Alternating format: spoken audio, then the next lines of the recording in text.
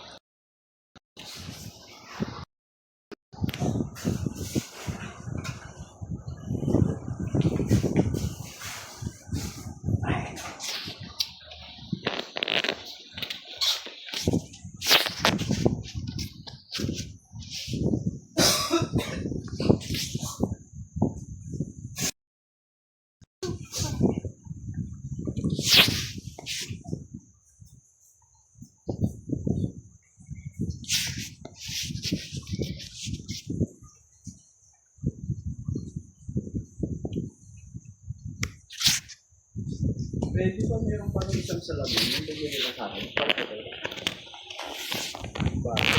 Bakit ginagawa mo sa ilong mo? May puti